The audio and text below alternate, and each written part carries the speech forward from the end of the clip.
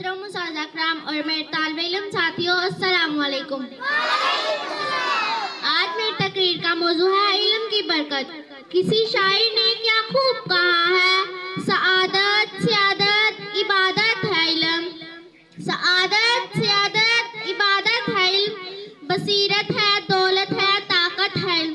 جناب صدر، علم ایک لازوال دولت ہے، اس کو جتنا خرچ کرے اتنا ہی بڑھتا چلا جاتا ہے۔ علم ایک نور ہے، یہ ایک ایسا چشمہ ہے جس سے اگر ساری دنیا سیر ہو جائے دہر بھی پھر بھی ختم نہ ہو۔ علم ایک ایسا چراغ ہے، ہر اندھیری راہ کو خوشحالی سے روشن کر دیتا ہے۔ آپ دیکھتے ہیں موجودہ دور میں جتنے بھی ایجادات ہیں یہ سب علم ہی کی بدولت ہے۔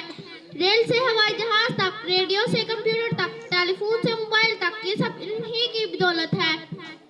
جہاں میں 400 علم و عمل کی فرمانروائی ہے، جہاں میں 400 علم و عمل کی فرمانروائی ہے جو سچ پوچھو تو نیچے علم ہے اوپر خدائی ہے۔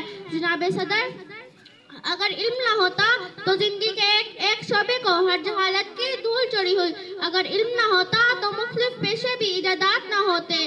دلوں میں برو علم کا مال و زر، دلوں میں برو